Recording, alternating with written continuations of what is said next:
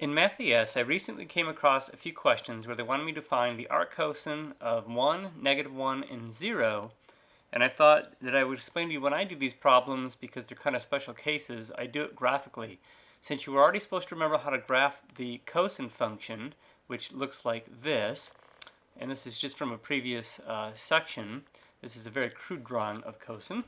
And you knew that it took 2 pi radians, or that would be 360 degrees, for a cosine to do what it does before it repeats itself. It turns out this goes like this in both directions forever.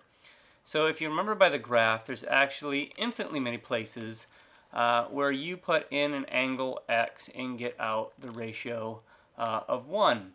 So remember, with the cosine function, your input is an angle and your output is this ratio. What we're doing is going backwards. We're saying I want the inverse cosine of 1, meaning I want you to find the angle whose cosine is 1. So I'll show you a few points where that's true. It turns out there's infinitely many places where the cosine is 1.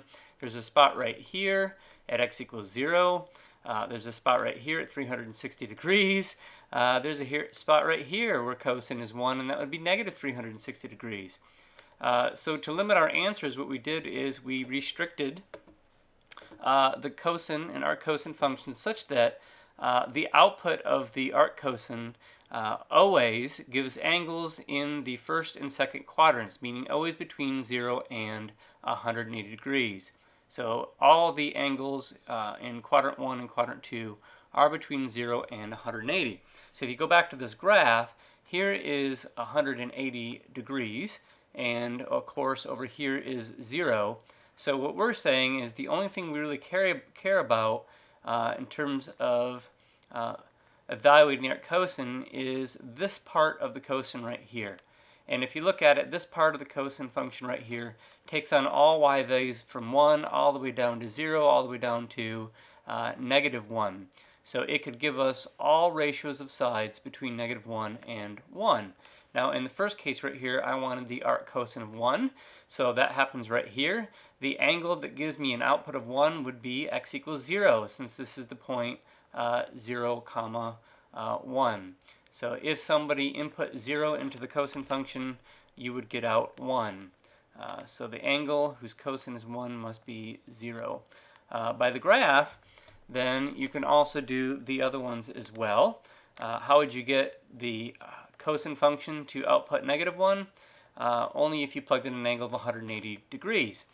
So the arccosine of -1 would be 180 degrees, or if you wanted your answer in radians, you could convert that to just pi radians, whatever you prefer. 180 degrees is the same thing as pi radians.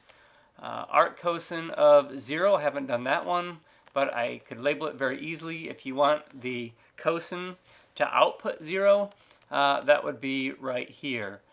Remember, with a function and its inverse, the inputs and outputs get switched. So since 0 is in the parentheses here, 0 is the input into the arccosine. That makes it the output of the cosine function.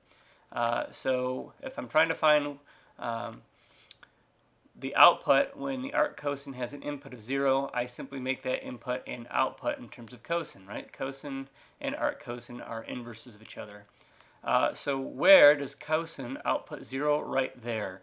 And it looks like if you want cosine to output 0, you would have to plug in 90 degrees. If this is 0 and that's 180, I know this happens halfway in between, so that turns out to be 90 degrees. And if you wanted that in radians, that would be half of pi. If this much is pi, this would be half of pi, or pi halves. So we should be able to verify all of this with our graphing calculator and see that this is all true.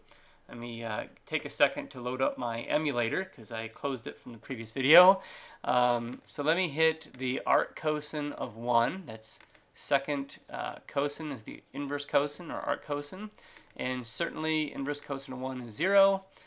Inverse cosine of -1 should be pi, or 180 degrees. I'm in radian mode, so there's pi. And then if I take the arccosine of 0, since I'm in radian mode, I'm going to get half of pi, which is half of 3.14, which is 1.57.